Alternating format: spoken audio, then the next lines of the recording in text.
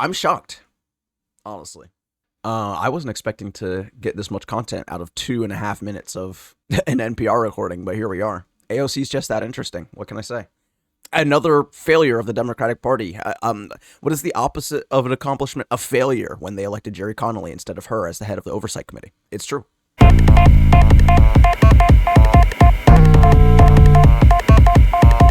AOC is trying to find her party's path back into power. All right, I want to hear what AOC has to say. Alexandria Ocasio-Cortex is one of the Democratic Party's biggest stars. When she was first elected in 2018, she was very much an outsider, a social media phenomenon, often a critic of her party's programs and leaders.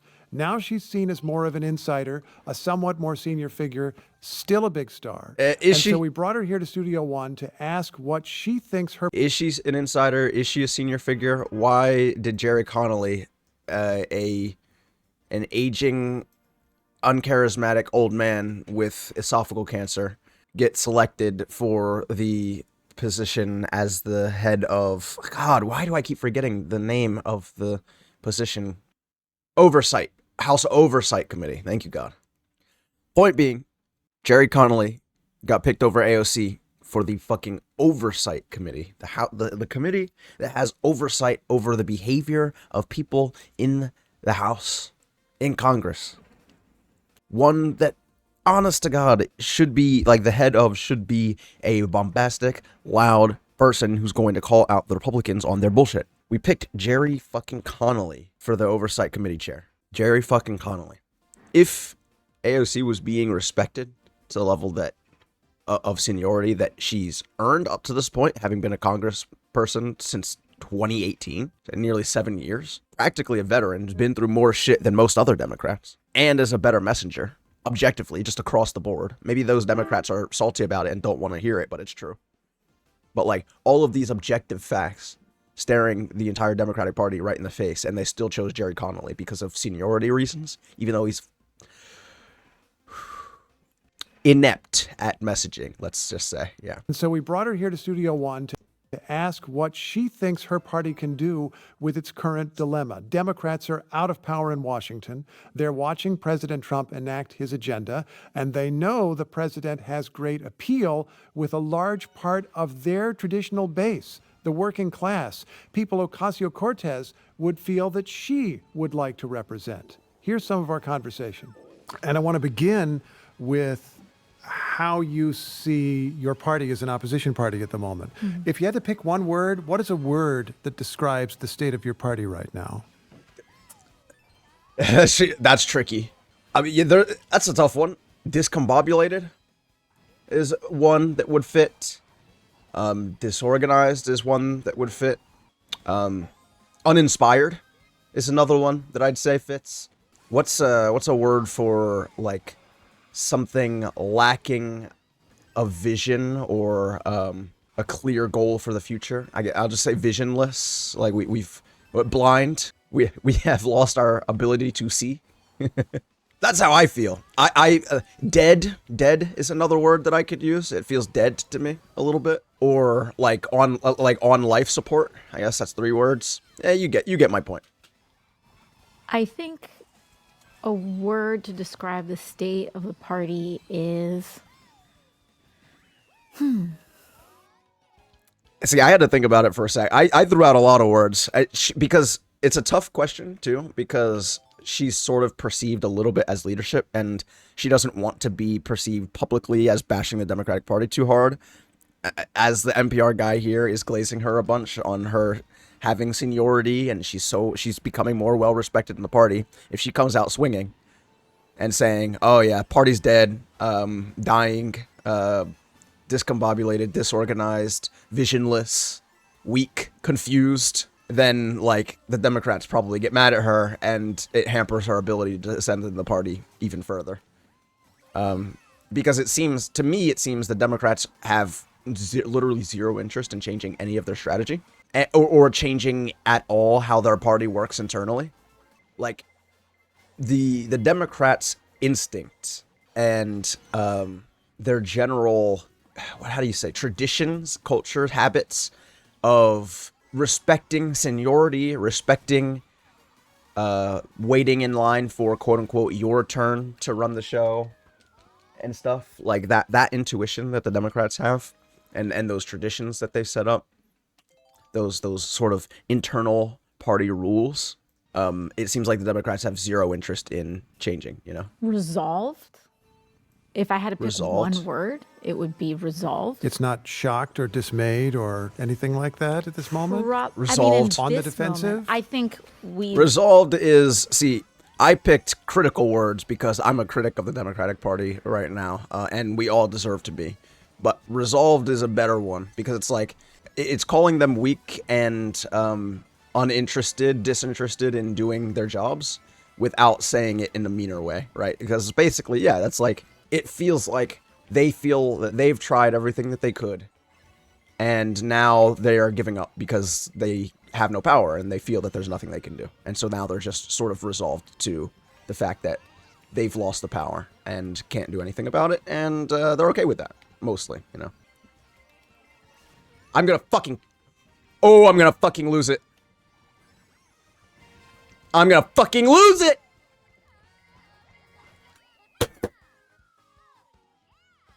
moved through shock. I think we've moved through dismay. I How many fucking red shells, dude? think we've moved through the 5 myself. stages of grief. I'm going through all 5 stages of grief right now in that stupid fucking race. Holy shit, Daisy in a fucking cat car, dude. We've moved through that defensiveness.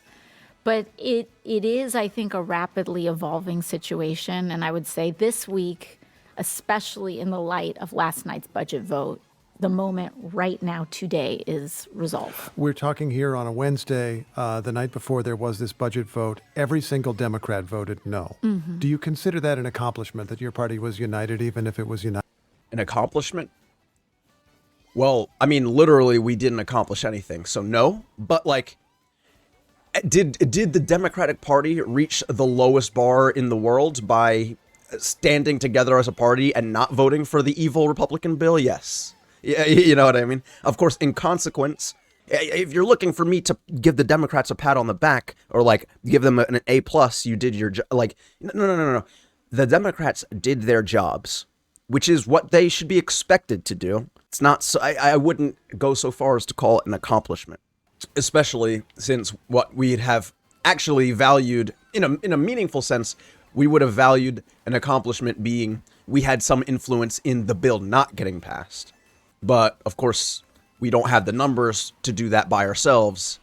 And so, in that sense, we were not able to accomplish our goal.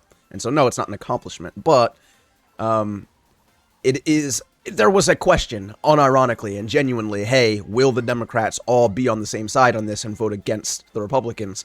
And an unironic, open question when you talk about people like John Fetterman and others who have been voting with Republicans that are on the Democratic side for bills that they have no business voting for. So there was... Fetterman's a senator, though, to be fair. You get my point. Like, there is a question, there was a question at least, are all the Democrats actually going to stay in line? Are they going to be pressured by the perception of, like, conservative movements in politics to vote with the Republicans on this because they want to show that they're strong on immigration or something stupid? I don't know. Now, thankfully, all the Democrats did their jobs, the lowest bar possible, and came out to vote against the Republican spending as appropriations here. That's a good thing. I shouldn't say it's a bad thing, but it's not an accomplishment. It's literally people showed up and voted as their job requires. You know what I mean? Like, yeah, accomplishment's a strong word. Okay, we don't need to glaze the Democrats that hard. United in a no. Yes, I mean, of course, if we were... Let me tell you what, if all the Democrats didn't get together to vote against that bill, my word wouldn't have been... my one word for the Democratic Party wouldn't have been resolved. Okay, it would have been something a lot meaner. Yes, I mean, of course, if we were not united in yesterday's vote, I think we would be in far, far, far deeper trouble. But the fact that there is this much unity is important. It is, I think, a baseline prerequisite. There you go. That's exactly. Okay, I love AOC. She's a better politician than me. because I would be a lot meaner about this, and I can't help myself. I would be like, accomplishment. NPR, my dude, can we stop? Let's be very clear. I'm just going to repeat myself again because I'm doing it for, like, dramatic effect, all right? Congressperson's job is to show up and vote on important things that help the American people. That bill that the Republicans put forward is the antithesis of that. So our job as Democrats, literally our job, the thing that we were put into power, elected by the people, and are paid to do by the American government, is to come in and vote against that bill because it would be disastrous for the American people. It is not an accomplishment that Democrats were united in voting against a bill that was objectively bad for the American people. Not an accomplishment. It is the bare minimum. It is literally in our job description. It'd be like saying to, I don't know, just like pick your random like Starbucks worker. It's like at the end of the week, their manager comes up to them and pats them on the back. You know, you have a major accomplishment this week. And you're like, really? You've been working there for a few years. You had a major accomplishment this week. Really? Why? You came to work every day this week on time and you did your job. That's 5 whole days this week you did that. What an amazing accomplishment. You know, I'd sort of look at you funny like, yeah, that was in my contract. Yeah, you paid me to do that. So I showed up and I did my job. Why are you making a big deal out of it? You know, I do this every week. You know what I mean?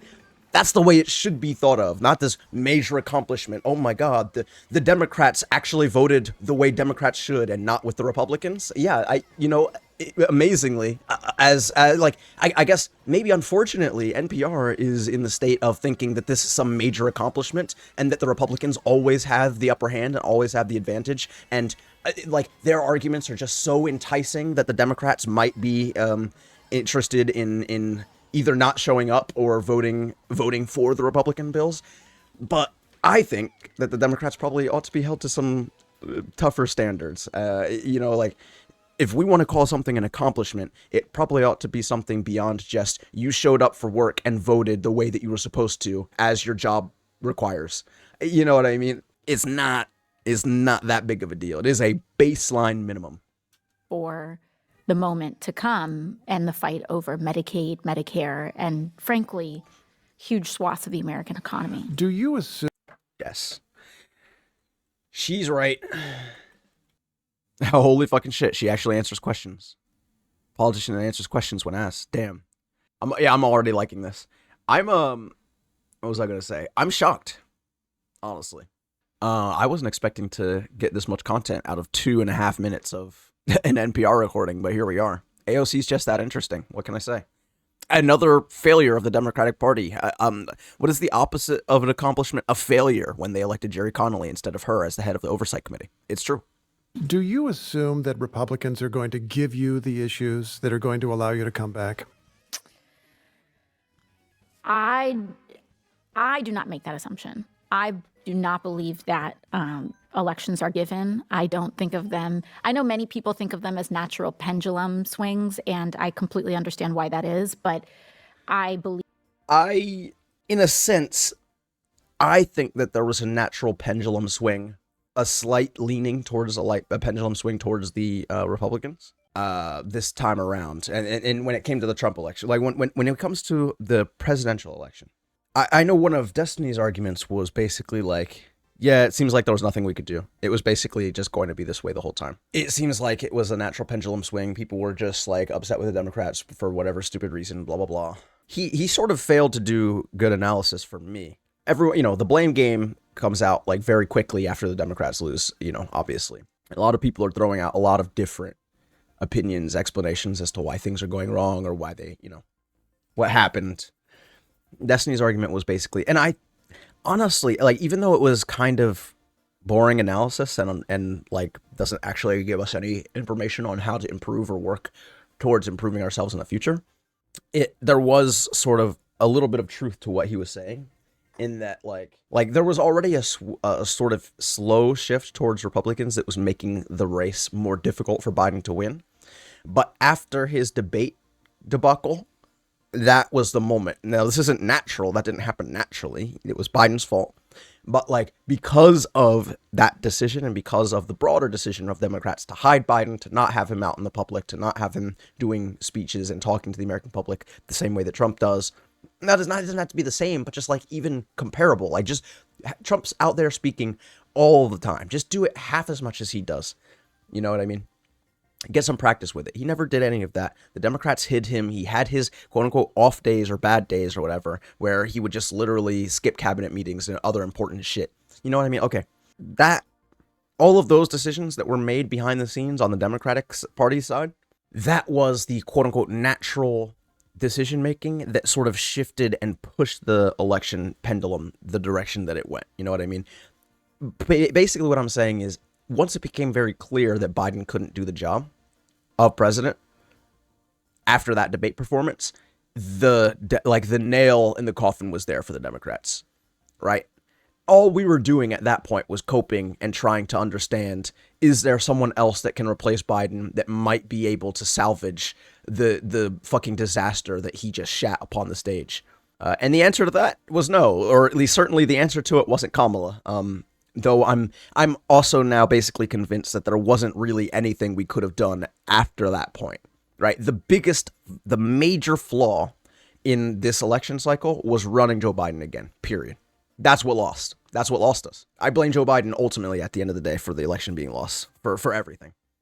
Kamala didn't help herself, but she also gets a lot of criticism for which I think is completely invalid. You know, everyone's like, oh, like they were so trans, they were so pro-trans, they were so this, they were so that. It's like, bitch, Kamala Harris didn't make any of that culture war stuff even remotely a part of a platform. If you were paying attention, cared at all about anything that she had to say, okay, everyone's partisan, so no one actually fucking cares. But if you did actually care, then you would hear what she had to say and be like, oh, well, she's just like saying some like very weak, like sort of neoliberal, let's put some band-aids on some problems, let's like do some tax credits or something, you know, like baby weak, sort of heady political jargon speak that doesn't actually speak to people. You know what I mean? Doesn't speak like, oh, like I'm getting a tax credit for my first time home buy, or oh, I get a tax credit for my starting up a new business. You know what I mean? And it's like, this is very silly, very heady, wonky political maneuvering that like doesn't speak to regular people. I'm like, oh, a tax credit for a new startup in America, how does that work? How much? Why does this matter to me? Wait, so people who choose to start businesses will just be getting free money from the government, but if I'm working a regular job, I don't? You know what I mean? Like, it's like this. Oh, first-time home buyers. Oh, okay. So home buyers get to see some benefits. What about renters? I'm a renter. I'm living in New York. I can't afford to buy a home in New York. Are you fucking mental? It costs me millions of dollars. I can't afford that. What about renters? What are you doing for renters? Right? And so it's like she pushes forward these policies that don't speak to anyone and that make other people feel like they're being left out. So all I'm saying is Kamala didn't help herself. In a lot of ways, and she could have been a lot more populist. She could have broken more from what the Biden administration had done. She should have tried to distance herself. It would have improved her chances, but I think really the Democratic Party screwed itself when they decided to run Biden again, or when Biden decided for the party that he would run himself again. That was the fatal flaw. And in that sense, after that point, after that decision was made, and after Biden decided to stay in the race, the momentum was shifted. And the party was pushed in a direction where we were now suddenly at a disadvantage. That was the big mistake. That was the big fail. So I think that like that almost by itself describes the main reason why Democrats lost. But there are reasons too. Okay, so I'll say this. There is, and I said this earlier too, there was a shift towards the Republicans. Like the pendulum, to the extent that it shifts naturally and sways back and forth, was swaying more to the Republican side.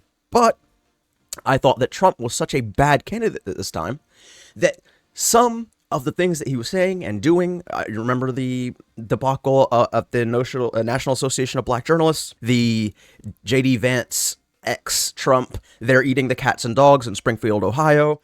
Like, Trump, it seems, did almost everything that he could to alienate a huge chunk of the country that doesn't want to vote for a maniac like him, and a huge chunk of the country that remembers his leadership the first time and doesn't want it. So it's like, you have this base of people that already hate his personality, that already hate his entire guts, that already hate the things that he did in the past, that hate the things that he says. And on top of that, he's saying even more hateful things and more shit that should, for rational people, distance themselves from his politics. And I thought that the natural pendulum momentum that was swinging his direction, especially because of the incompetence of the Democratic Party, would be sort of nullified or canceled out by the fact that he was running such a bad campaign. However, and this is the last thing that I'll mention before we actually get to the recording. So I think that my analysis there is true, right? First, the pendulum should have naturally swung towards Republicans. Democrat just won. People obviously Biden's not doing enough to really make material difference in people's lives.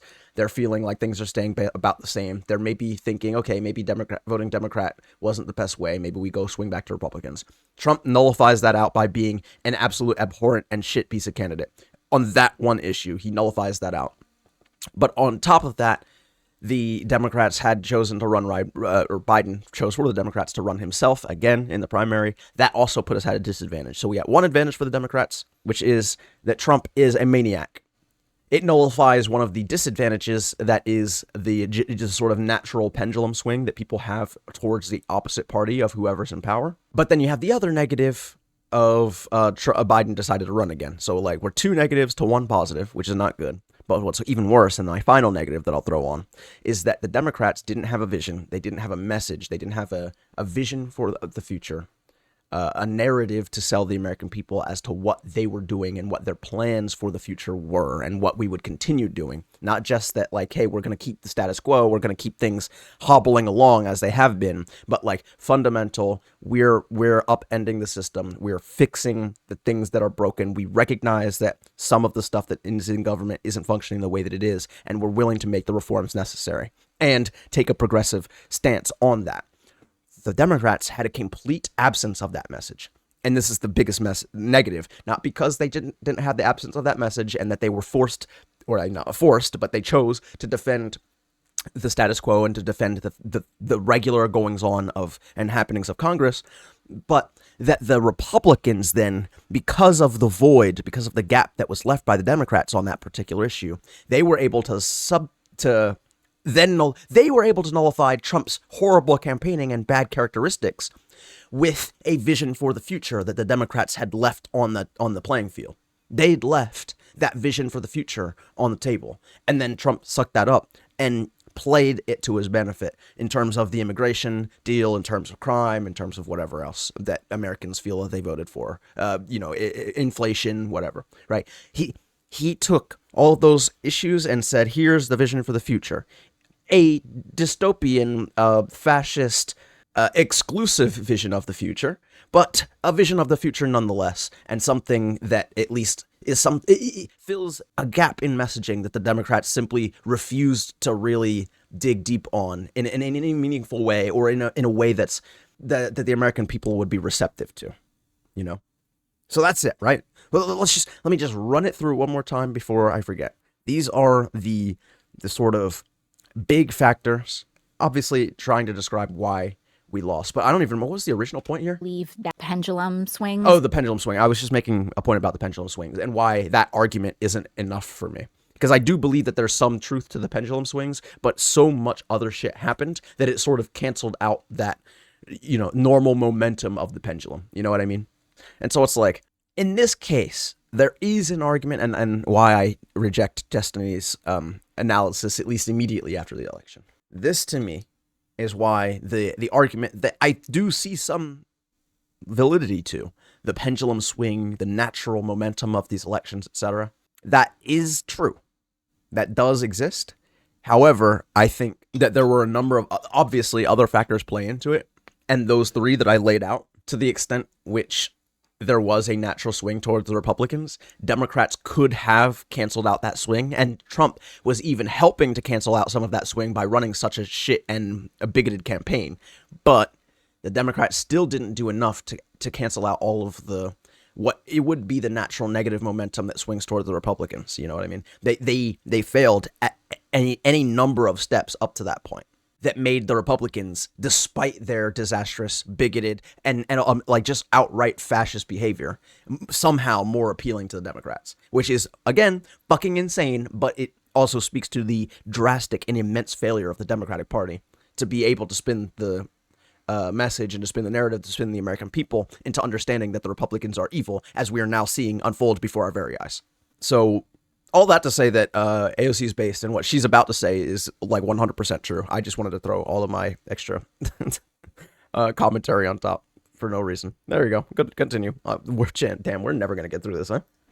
And I completely understand why that is, but I believe that in order for us to not just win a majority, but to win decisive majorities that allow us to govern, we need to be as strategic and tactical as possible. But I do believe that the Republican Party is making certain large errors right now, and that they are underestimating the public. What are the errors? I think that That's true. issuing a mandate to the Energy and Commerce Committee to cut $880 billion specifically, they are creating certain very specific numerical mandates in the budget cuts, and they're demanding them from very specific areas that make it nearly impossible for them to keep their promises. $880 billion is the cut over 10 years from Medicaid, if I'm not mistaken. From the Energy and Commerce Committee, She's actually, she's putting the nuance on it. Like, you can say that they're just going to cut nearly $1 trillion from Medicaid. You can just say that, because in practice, that's what this means. And I think she said nearly impossible, but I think the nearly is unnecessary. It's literally impossible to make the cuts that the Republicans requested without cutting Medicaid. That is 100% just like factual. And so, like, you don't need to mince words. You don't necessarily need to, but she's doing it here so she can avoid the sort of bad faith. That's not what they're doing. They said they're not cutting Medicaid. You know, like, there's going to be like this massive swarm of people that come to her being like, no, the Republicans told me they're actually not cutting Medicaid. Trump said it, so it's not happening, idiots. It's, look, do a Google search.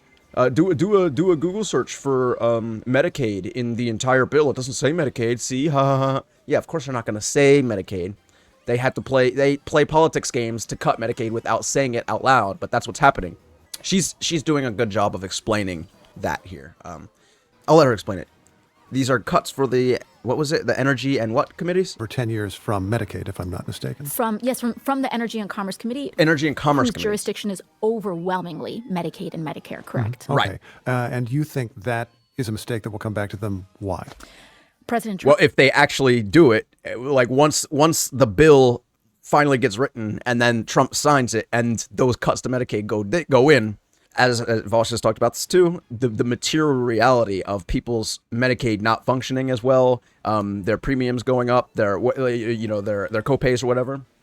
When that happens, people will lose their shit, and it's a major political error. But it's a gamble for them to see, can we do this, and will the American people suffer it?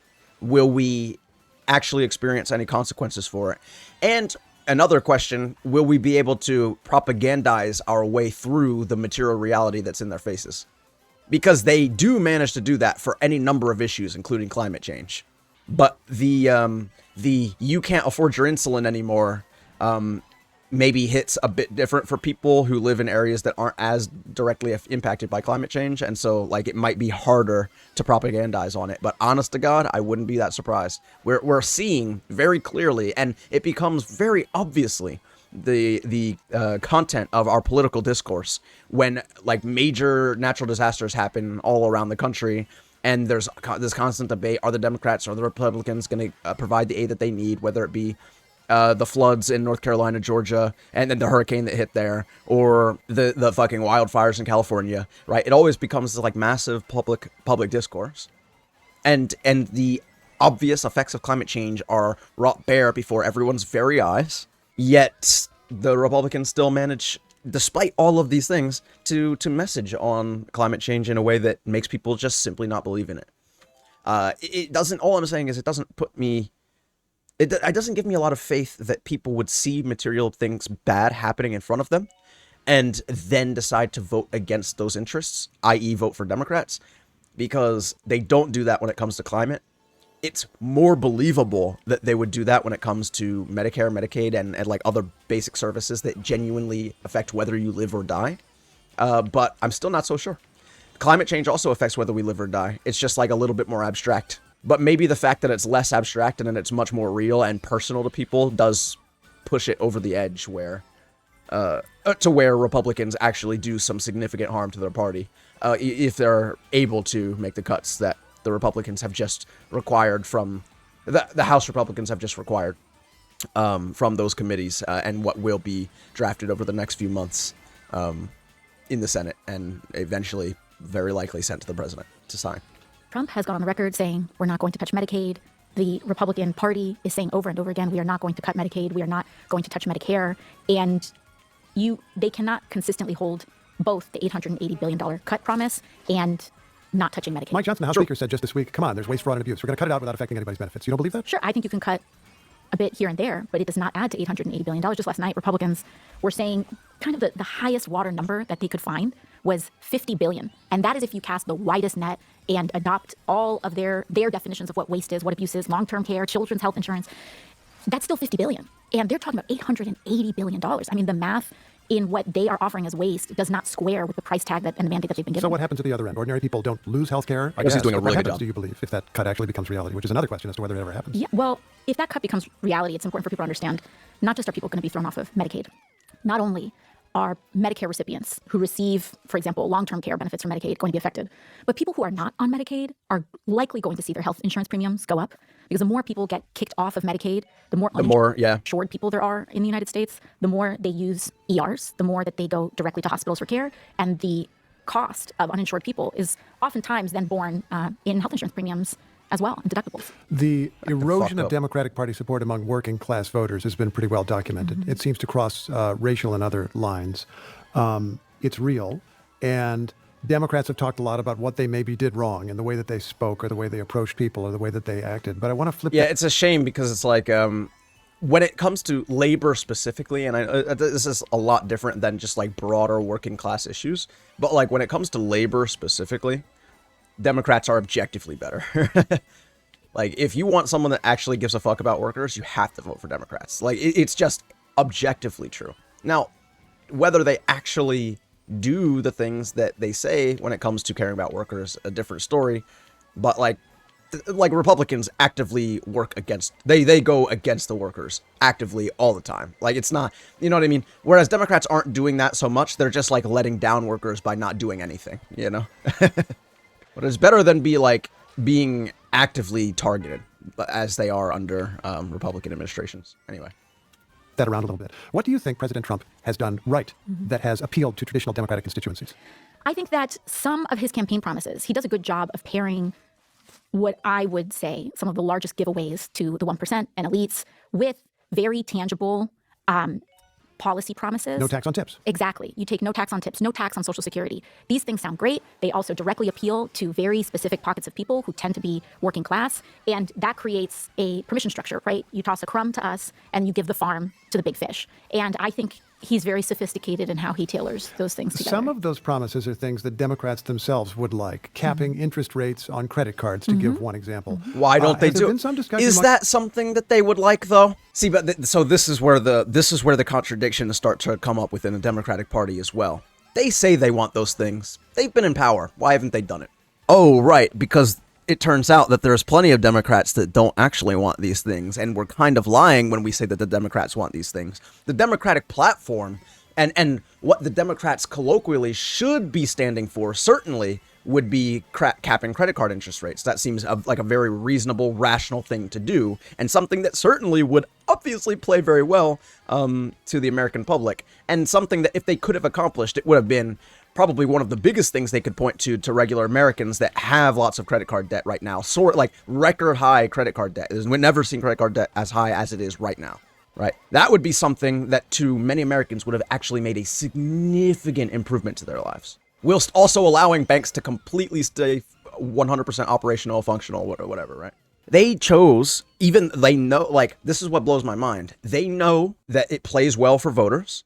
They know that it would be one of the biggest things that they could do to get people to vote for them. They know that it is objectively the right thing, a good thing morally to do by the workers. They chose not to do it. Now, at the end of the day, like, this probably ends up being like a procedural question. Oh, well, do we have the votes for it? But what does that mean? If you have the majority of Democrats in the House, and you have the majority in the Senate, and you have the presidency, as the Democrats did at the first 2 years of Biden's term, Why would it be so difficult to prioritize something which is so obviously good for regular people? Oh, right. Joe Biden, formerly the senator from NDM, I can't remember this acronym. Basically, he defended a bunch of credit card loan shark type people. He fought on behalf of the credit card companies to get them to have increased interest rates. So it's like, oh, right. The Democrats are also paid by these credit card companies and have incentives and from these credit card companies in terms of campaign contributions to their campaigns to help them get reelected, broader donations to the Democratic Party, which are all meant to keep Democrats complicit in those credit card interest rates being high, even though politically it would be obviously advantageous for them to tackle this. And so this is where we run up against we run into the contradictions. So it's like, oh yeah, well, okay, the Democratic Party platform 100% or whatever, maybe it doesn't say this explicitly, but it 100% should stand for, if it doesn't already, capping credit card interest rates. And Democrats, if you just ask them, you could probably go up to every single Democrat right now in the House or in the Senate and be like, should we cap credit card interest rates? Would this be something you support? I don't know, say at 15%, which is higher than what Trump says. He says 10%. Let's just say, oh, would you cap it at 15%? Almost all of them would say yes. But how would all of them vote? How would they all actually go about it? And that's where it comes down. That's where I think Biden would argue that's where he would have found the pushback. There would have been people like Joe Manchin. There would have been people like Kirsten Sinema. There would have been people within the Democratic Party that don't actually want to do the things that the Democratic Party is supposed to stand for. That's a problem. Look, I'll be slightly happy if I hear AOC say something along the lines of, we're hearing more talks about wanting to do this within the Democratic Party, and that will put a tiny, tiny part of my brain at ease, but like, or my nerves, I guess, at ease. But I still think that there are too many contradictions within the Democratic Party that prevent them from being able to do an obviously good thing like that.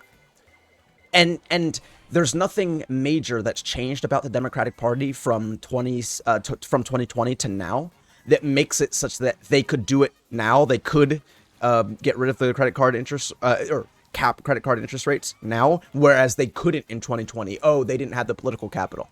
Well, make the political capital. What is your fucking job? Get your shit done. If it's the objectively good thing to do for the American people, get it done.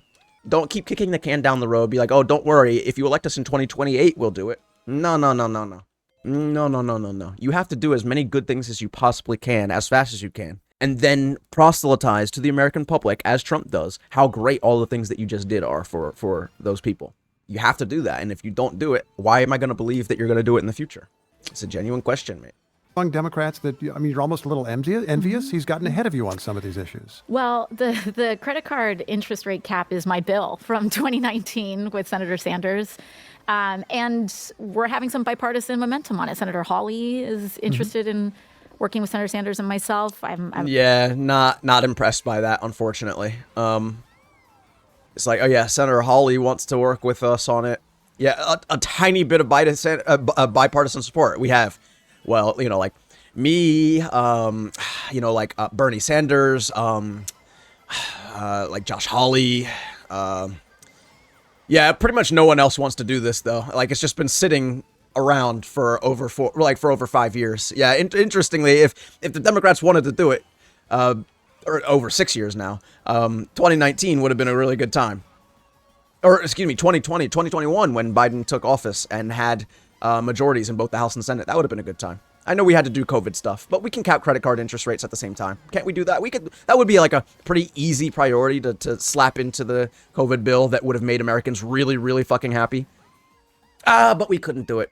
We didn't have the political capital. I think that's bullshit. Not that I'm blaming AOC for that. I'm blaming Biden mostly, but yeah. I've also have been working with some Or Republican leadership broadly. Schumer and Pelosi are also at fault. colleagues, but it is a signal that Republicans understand the trouble that they are in trying to pursue their own agenda in a very naked form. They need certain fig leaves, and they are sophisticated about that. But I think what people are seeing now is that increasingly they feel lied to, right? That these were campaign promises. Maybe they'll pass, maybe they don't, maybe they won't. But there is, I think, a slingshot effect that's happening right now when people are seeing the mass layoffs in the federal workforce, the cutoffs in life-saving research, the real discussions from Elon Musk calling Medicaid recipients and people who receive SNAP and other food assistance a parasite class. And I think people are realizing that the fig leaf was the fig leaf and it wasn't actually... I'm not sure that they are fully, but yeah, I hear you.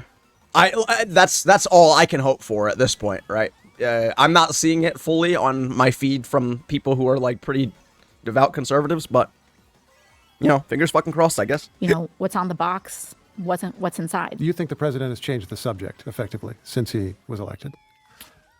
I don't think he's changed the subject. I think he is who he's always been, but I think certainly some people feel that way. I think of another aspect of this, though. Dean Phillips, one of your fellow Democratic members, was on television this past week, Fox News, as a matter of fact. Was he? Okay. And he That traitor, he ran against Biden. No. appeared to wish Democrats acted a taking little this, I more don't like Trump in this way. He wished that they would appeal to business people, to get smart people into government. I'm sorry. The Democrats weren't appealing to business people? I'm sorry. Wait, what? Dean Phillips, shut the fuck up. Okay, see, I was joking about him running against Joe Biden. It was good that he did, actually, even though it didn't amount to anything. But, you know, I'm not actually mad at him for running against Biden. Honestly, way more people should have run against Biden. It's insane. And that's not a retrospective for me. I think I was saying this before as well. I was never one of the people on the Biden needs to stay in train. I was always in the Biden needs to be a one-term president train, personally. But that's okay. I was joking about saying he's the enemy for that, but now he's like, oh, we have to actually work with business people. No, now you're the enemy again. No, shut up. What the Democratic Party was really struggling to do was reach out to business-minded people. Kamala Harris making a big pillar of her campaign. We're going to do tax credits for new startups. They tried to appeal to business people. The business people didn't care. They know that Trump's going to be better for business anyway. Not better for Americans, but better for business. The capitalists love Trump, generally. Well, some of them don't because he's chaotic and has the potential to tear all the things that they've built up down, which we may be in the process of happening right now, but we'll see. But fuck, what was I going to say? I don't remember now. Damn it. To talk about efficiency, he seemed to wish Democrats... Oh, just that, like, Dean Phillips is a piece of ass for saying that. A piece of ass. Piece of shit and ass and a handful of ass. Oh, no. Ugh, God. Dean Phillips is a piece of shit for saying, oh, no, we just didn't appeal to business people enough. Fuck off. That's what you pulled away from this, man. Jesus Christ. I think this is the key of politics, is recognizing that, like, people that own the businesses and the people that work at the businesses are different classes of people, and you cannot represent them both simultaneously. They have different interests. You have to pick a side. I'm on the worker side, baby. Democrats would do what Elon Musk is doing, even if he doesn't agree with the way that Elon Musk is doing it. I would say that instead of appealing to other politicians, we should be appealing to the American people. And if you ask the American people what they think of what Elon Musk and Doge... The vast majority of American people are workers, by the way. The reactions right now are not just in Democratic districts, they're in Republican districts. Even Republicans in my district, they're saying, I voted for Trump, I did not vote for Elon Musk. I did not vote for this. I did not vote for mass buyouts of the federal workforce. We did not vote for the corruption of... Unlucky. Fell for it again. Gutting NASA and then having the contract go to SpaceX. We did not vote What? You didn't vote for that? Come on. You had to have known that you were voting for that at least a little bit. Either that or you were completely naive. for Starlink to start replacing critical FAA operations. Which is the thing that's in the news. It's being discussed. Okay. Yes. And I think that What? I can't believe that the rich people would come in and screw up the system to benefit themselves. What? Why would they do that? FFIA. A very, very deep corruption at the core of this. If Elon Musk wanted to divest himself of his businesses, one-handed driving, enter public service with his so-called business expertise, that is his prerogative. But Yeah, so get long elected, as he bitch. maintains How did that fucking boomerang a hit me? vested financial interest in gutting the federal government, he is acting When she in said his slingshot, own I think she meant self-interest and boomerang. not those of the American people. I want to underline who we're talking about here, who you think is concerned about this. They're blue state voters who voted for Donald Trump. New York was more for Trump this time than in past elections. Your district was more for Trump than past elections, and you've had social media discussions with people who voted both for you and for Donald Trump. Do you truly believe, though, that that class of voters is paying attention and cares about the details of what you see as corruption and exactly the way that Musk is going about what he's doing for Trump? Oh, yeah. It depends. It depends on like where they get their news, like straight up. If you don't hear anyone saying those talking points to you, then you will just believe Trump. So it really depends. Yeah. If you're affected directly, then you probably are like more likely to believe those narratives. I'm seeing it. And I represent a district that is very working class. And by that, I mean that I engage in a tremendous amount of constituent services. This is not the kind of district that is where town halls are typically filled to the absolute brim. People are working 2 jobs. They're doing these kinds of things. I am getting emails. I am getting phone calls. I had a telephone town hall last week that had really high numbers of attendance of people. And we ask, out of all of these attacks on immigration, the assault on Medicaid, the budget conversation, and Musk's access to government, which is the thing you are most concerned about? And overwhelmingly, even I'm surprised, overwhelmingly, the answer is they are concerned about this incursion in what they see as corruption into the federal government. To what extent is immigration as an issue part of your problem with working class voters? I mean, I guess my question would be, what does the word problem mean? People voting for the other side and not for you. Yeah. Feeling that... Well, yeah, they're feeling that all of the immigrants are crime rated, like are all committing all of the crimes in this country because they're retarded and because they're racist. And because they've fallen for that racist propaganda that Trump spews all the time. Unfortunately, she can't say this. She's a politician. She doesn't want to bring it back to racism. She doesn't want to be accused of one of the people. But like objectively, that's where the shit's like rooted in, right? I know, like, Anna Kasparian's gonna, like, if AOC comes out right now and says, well, those are racist messages and blah, blah, blah, Anna Kasparian's gonna come out here and be like, you keep calling everything racism, and the conservatives are gonna be like, they say everything's racist, and right, unfortunately, in this case, it's just true, because, like, the vast majority of the reason that they are so fucking terrified of the immigrants is because Trump keeps lying about them as all being fucking criminals and rapists. The same shit that he's been saying since 2015. He's pumped out that message for 10 years straight, and people are believing it. That's what's going on. People voting for the other side and not for you. Yeah. Feeling that Democrats are not serious about the issue in ways that concern them. I think that we have a problem on immigration because of the lack of progress that we've had on this issue. As we know, Republicans weaponize that lack of progress. Of course, there was famously a bipartisan bill last year that the Republican majority in the Senate and also in the House were willing to pass. President Biden was willing to work with them on it. And Donald Trump said, do not solve this problem. As long as it is broken, then it will be politically beneficial for us. And so it is a problem not just for Democrats. It's a problem for the entire country that Republicans do not want to solve any sort of issue with immigration. They are completely uninterested in addressing undocumented people, in addressing a path to citizenship. Not in any way. Address undocumented people by removing them. I mean, that's what the president is attempting now. Even then, you see what Republicans did with the Lake and Riley Act recently in their passage with it, in that they authorized the complete gutting of due process. So now you can take a So not the best answer here. No. But like, they're not even understanding. The immigrants here are actually a good thing. If you just get rid of all of the undocumented immigrants, this country falls apart. Their base isn't understanding. It's because their leadership's not communicating this to them.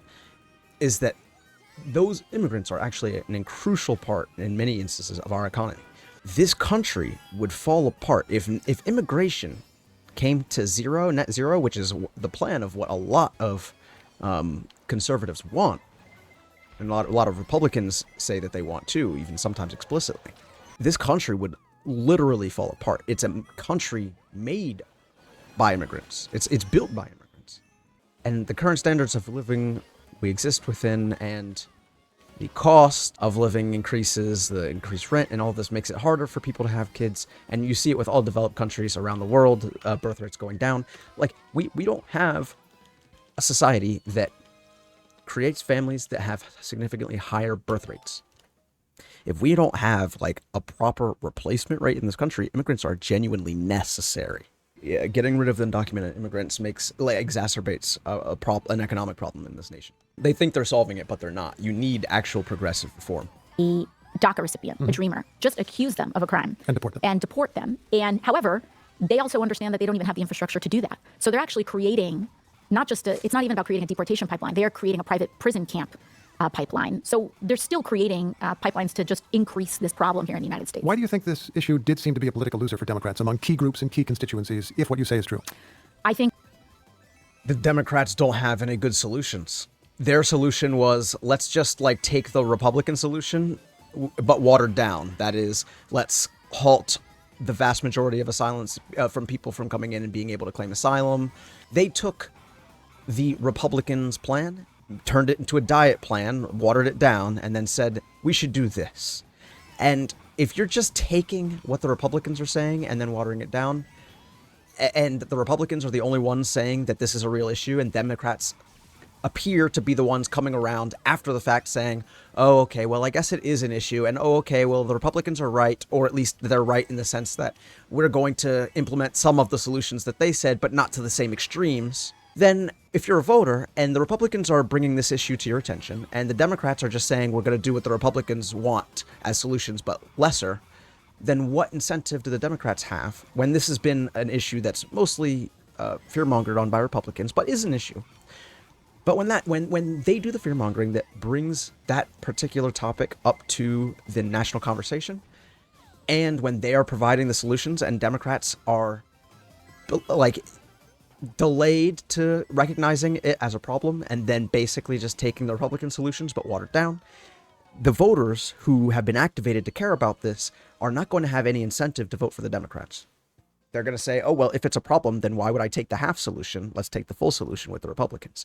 What the Democrats needed and what they've been lacking for a long time is an active, progressive solution to immigration, which isn't inherently a problem, but there definitely are problems inherent to the immigration system that we've developed over the last few centuries. What's actually happening here is that Democrats were unwilling to accept for a long time that immigration was an issue. In fact, they decided instead to say that immigrants are a good thing, which they are, generally, on an average. But what they refuse to do is acknowledge that there are issues with the system and to come up with progressive solutions to those issues. Republicans found that wedge issue, fear-mongered on it, hyper-politicized it, and then provided a solution. A draconian, authoritarian, grotesque solution that ignores a due process and our systems of government, but a solution nonetheless. Democrats said, okay, your solution's too extreme, fine, we'll admit that it's a problem, and we'll take your solution but water it down. That does not work for people. They left the gap. The Republicans basically are just tackling the Democrats in all of their weak spots. And the Democrats keep getting caught off foot, not knowing how to respond, backpedaling away from the positions that they're being criticized from, or criticized for, and then agreeing with the Republicans, but in just slightly less extreme ways. All I'm saying is that is not a very motivating form of politics for a lot of people. You know what I mean? Watch it. You want the Democrats to be strong and stand and believe firmly on something. I was in favor of doing something with the border because I thought too, well, some of the things in that border bill were actually okay. Some of them I disagreed with. The one that Trump ended up blocking. But there was at least an argument theoretically that, hey, we tried to do the bipartisanship. We tried to get a bill that should be something that you like. We took it from a Republican bill, after all. And then we offered it up to you so that you could pass it. And then you guys decided not to. It does, if you're keyed into politics, show that Republicans don't actually care about the issue. And it does go to show the hypocrisy of the Republicans. The unfortunate thing is no one cares anymore. No one cares about hypocrisy. I don't know. I was a proponent of the strategy until I realized actually it was a shit strategy. I think that a lack of a path to citizenship in the United States, the lack of addressing comprehensive immigration reform, creates a large population of undocumented people in the United States, and that is allowed to be weaponized in many ways. We have a large population of undocumented people in the United States, overwhelmingly it is not because they crossed the southern border of the United States. It's because they came here in a documented fashion and overstayed a visa Sure. and became undocumented. And it is the lack of ability for us to expand paths to citizenship, modernize paths to citizenship over decades that Right. create Paths to this citizenship's the other bubbling really issue big that that Republicans are allowed to weaponize. And you have voters in Republicans places are like allowed to Arizona, weaponize which is a swing state weaponize. that Democrats lost, or Colorado, which is generally a blue state, saying there's a lot of chaos, there's a lot of lawlessness. I don't know what to do here. Who's looking out after me? And I think when that is paired with divestment from the social safety net, when that is paired with lack of progress on minimum wage, when that is paired with rising Yep. costs of living, it Yep. sets the stage for a strong man to point Facts. to any marginalized group and say it's their fault, off. instead of looking at That's the so gross true. income inequality Yep, yep, that yep. we have and its actual causes in the United States. And so that, I think, is the quandary that Republicans find themselves in, because even on the debate stage, you had Vice President Vance and others trying to say that undocumented people are why we have a housing crisis in this country. And Insane, by the way. they can fulfill their entire agenda. You will never deport your way into more affordable rent. You're never Very going to good deport point. your way into Very being good able point. to make your mortgage meet or make your groceries more affordable. In fact, mass deportations may only make those things much more expensive, actually. And in my view, people True. voted to lower their groceries. People voted Generally. to try to make their lives affordable. Yep. And I think that's fair. People want rent to go down. right now, the Trump administration is already running into roadblocks into fulfilling that promise, and they are in trouble. And that's an issue they're going to have to contend with. You had a recent dispute, if that's the right word, with Tom Homan, the president's Homeland Security czar, so-called. You held an online forum, a Know Your Rights forum, that he didn't like. What were you doing? What was your goal as you saw it? My job is to educate and act as a liaison of critical information to my constituents. And I was informing all of my constituents of their constitutional protections, and in particular, their constitutional protections against illegal search and seizure in the United States. Homan was upset, I suppose, because he felt that you were giving advice to people who were here illegally. Oh my God, Were what you? the fuck? Will someone was throw giving it? I advice swear, if I get hit by to Rachel all of right my now, I'm going to lose constituents. my fucking mind. Oh, thanks God. He said he was going to report you, or even that he did reach out to the Department of Justice. Have you heard from the Department of Justice? I have not, and I intend on reaching out to the Department of Justice to inquire. Is anyone going to Really? throw? What would your question be Wait, for the sorry, Department of what? I Justice? wasn't Tried paying attention. I'm against sorry. illegal search and seizure in the United States. Homan was upset, I suppose, because he felt that you were giving advice to people who were here illegally. Were you? So stupid. I was giving advice to all of my constituents. Yeah. He said he was going to report you, or even that he did reach out to the Department of Justice. Have you heard from the Department of Justice? I have not, and I intend on reaching out to the Department of Justice to inquire. Really? What would your question be for the Department of Justice? Well, there is a member of the Trump administration who is threatening and seeks to open an inquiry. And are you going to do it? What would you look Damn. learn? What do you hope to learn from that exchange? Love that. Based. I think it's important to know where this administration stands and if they intend on using political intimidation to silence their critics. The interim U.S. attorney here in Washington, D.C., where we are, Ed Martin, has several times said he has reached out to specific Democratic lawmakers, such as Chuck Schumer, the Senate Democratic leader, to ask for clarification about various remarks that he regarded as threatening. I'm interested if you or your fellow Democrats are at all feeling intimidated or silenced or anything. I'm not. I think it's important to call this administration's bluff. I think that this is what authoritarians do. I think this is what kleptocracies do. I believe that this is what corrupt administrations do. They rely on the illusion of power, on the suggestion of coercion in order to try to get people to comply in advance. Yep. And I think that one of our largest responsibilities is to Hakeem not Jeffries- comply in advance. True. And Hakeem Jeffries already gave up the game. He's resolved. He gave, bro. He was like, they have all the power. What are we supposed to do? Let them do it, I guess. This fucking guy. If they want to do these things, they can go ahead and do them and let the American people see what they intend to do. Do you think there is a real risk of lawmakers being investigated, charged, arrested? Potentially. I mean, we see that this administration it's not impossible. is certainly They'll try. wielding that threat, and we will have to see if they intend You think on they wouldn't? I think they carrying would. out their threats. If they are to be believed for what they are publicly suggesting, fucking- then the answer would be do it, yes. bitch. That's all I'm But saying. we will only Do it, find bitch. out if we call their bluff. Do you think other Democrats are watching their words? I think it's certainly possible, but I'm not sure. I mean, I think cannot it's for sure think definitely of happening. or point to any individuals who have said that. I do think that there are Democratic chilling members of effect. Congress who are preparing for that possibility. How do they prepare? I think they look to the possibility of litigation. I think they're saying, do we have the best teams possible in order to carry out our work? Some Republican, or many perhaps, will be watching this, listening to this, and thinking, wait a minute, actually, you're the ones who are prosecuting us. You are the guys who are weaponizing the justice. Yeah, because they're retarded and they've been fed lies and months, years-long propaganda that, like, all of the things that Trump did, he didn't actually do, and that we're all just making up all of the things that he did when we all have evidence of him doing the things. I don't know. A lot of those people will believe what they want to believe. I've tried to talk to them if they can't see it at this point. Justice Department. She How can't would say you that, respond but to that's somebody how who maybe that's how thinks I'm saying it. In what way? In what way? Is the very presence Putting of Trump on trial would be their example, I suppose. Yes, I mean, here's the deal. In the United States, there is a jury where we are judged by our peers. and he was found guilty in court on 34 felony charges. If people want to say it was weaponized, I mean, it is hard-pressed to say that there's a partisan argument for that. You have Senator Menendez, famously. Democratic senator from New Jersey. Democratic senator from New Jersey. Convicted, yeah. And to 11 years in prison, I believe. You know, we see over and over again that there has historically been an independent Justice Department whose job it is to be separate and apart from the presidency and the executive branch. Just because someone was held to an equal standard of the law does not mean that the Justice Department was weaponized. However, what is weaponization? Weaponized is different from politicized. You could say that it was political, but you can't say that they weaponized it or like turned it into, this is how, oh, I know, we're going to beat Trump. We don't have to, we can keep destroying the country and ruining it. Whatever they think the Democrats are doing. We can keep implementing Democratic Communist Party policies and ruining the country. All we need to do is charge Trump for the crimes that he did, and then people will see that he did the crimes, and then they won't vote for him. You know, like, is that what you think is happening? Or do you think that they made up the charges, or that it's all made up, or, you know, like, come on. Are there other people, like, is Trump, like, the only person in New York State to have been charged of falsifying business records? Is he the only one to have ever been convicted of a felony in that case? Right? Like, what's the actual argument that you're making that means that it was weaponized in a way that was intentionally meant to destroy Trump? And look, again, all I can say is, if it was the case, then why didn't it work?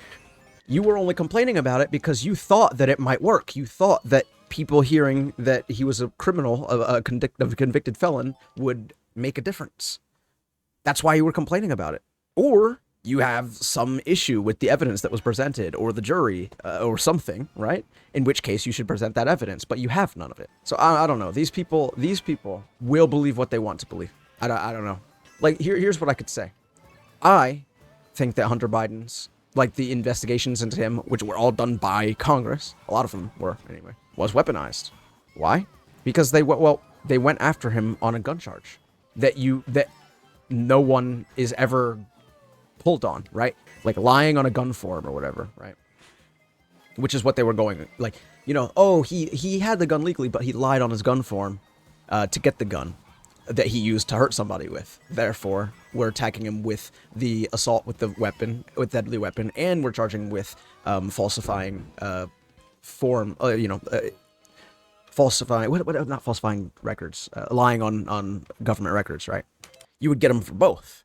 But usually just like going after somebody for lying on one of these gun forms when the lie is simply, have you used drugs, is not something that anyone's normally like prosecuted for by itself, right? Because if you did that, I have at least 1 in 3 Republican gun owners that I can point to that has definitely lied on the same exact form, that all need to be prosecuted and potentially put in jail, like Biden, like Hunter almost was before he was pardoned. Yeah, like you'd have to put like 1/3 of gun owning Republicans in prison for all lying on the exact same question. And like, we're not going to do that, obviously. And so when it's like, hey, this is a crime that you don't actually go after anyone for, and now magically you've decided to go after him for it, I think that's weaponization. That's like, you're making a mountain out of a molehill. There's no reason to be doing this except for political reasons and trying to stir up shit politically to weaponize it against your opponent, Joe Biden, saying he's super corrupt or this or that, and see that they're working together or whatever. You get them on anything and try to bring down the Biden name. That's certainly politicization. You can get into it being weaponization because it's like you're choosing to prosecute a crime that normally isn't prosecuted at all. Or if it's used, it's usually used in addition to another more violent crime that you actually committed. And so like, that's weaponization. This is an instance where it's like, yeah, you falsify business records. That's fraud. You can get charged for that, and it happens in New York all the time. People who do falsify business records and commit fraud. They're like, there's fraud law. Businesses have to operate legally, and if you falsify records, then it's illegal. Again, there was a case for it. There was a criminal case for it. The evidence was presented. A jury found that he was guilty. Done. You want to say, hey, it shouldn't be worthy of jail time. Hey, it shouldn't be this. It shouldn't be that. Fine. But it's a crime nonetheless. What are you complaining about? He did the thing. He did the bad thing. I don't know how to respond to this because I think the people who will be making that argument, well, oh, it was already weaponized. We're just weaponizing it back. Well, no, you were lied about it being you were lied to about it being weaponized. Again, I think it was political for sure. There were definitely the timing of the case and the ruling and all of that was definitely politicized, but like the actual merits of the case and the crimes that were committed were objective. Yeah, and again, he was convicted. It's just cope, basically. They're coping and they need to get over it. Is that same previously independent Department of Justice and the U.S. And Bob Menendez, obviously. Attorney's Office now turning around saying, we are not the American people's lawyers anymore. We are the president's lawyers. And that is a dramatic shift. That is a dramatic change in the structure of our justice system. Is there another problem Democrats face because you would like government to work? And there's a broad perception, including among many liberals and progressives, that government doesn't work very well. It takes forever to build something in this country. To give a very obvious example, we do have a couple million federal workers, and a lot of people aren't sure how those people really touch their lives or do anything for them. Do you think government really isn't working well enough? That's not true. It's not just, it is about our society writ large is completely slanted so that the gains that we have go to the wealthy, go to the corporate class, go to the largest corporations in America who pay the least in taxes, and everyday working people who pay much higher percentages of their income in taxes, seeing the least benefit in society. And that is a governance problem. It is a social problem. It is an economy-wide problem. And I think the boiling rage that exists at this sense of injustice, that you are working 1-2 jobs, you are scared to go to the doctor because you don't think that you'll be even able to afford a blood test, that you're working tirelessly and you're not even making $8-9 an hour in a lot of places in this country. I think that is what we consistently see. And then on top of it, everything feels increasingly like a scam. That not only are grocery prices going up, but it's like everything has a fee and a surcharge. And I think that that anger is put out at government. It is put out at a lot of different areas. And in terms of efficiency, our government... And let's be very clear, Republicans and Democrats to an extent are always distracting away from the real core issues of these problems, right? The government is not creating the surcharge fee on your Airbnb or whatever the fuck, right? Like, this is businesses, this is companies that aren't regulated that are allowed to do all of this stuff that's making your shit worse.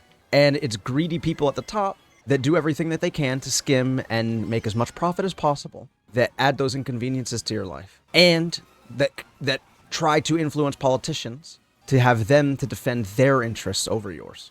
And can be tremendously efficient for the wealthy, but inefficient at times in delivering things for working people. That is not the same thing as justifying cutting the very few things that people actually interface with, going after the post office, going after the VA, going after... And a lot of the reasons that these agencies don't function or aren't as efficient as they could be for a lot of reasons are because of underfunding and Republicans intentionally trying to destroy their reputations and gutting them, right? To the extent that these things don't function, it's because Republicans don't want them to function, because they want to offload everything to private industry so that all those fees and surcharges and taxes and out-of-control pricing affects every other aspect of your life, even the few areas where the government does good things, like in public education.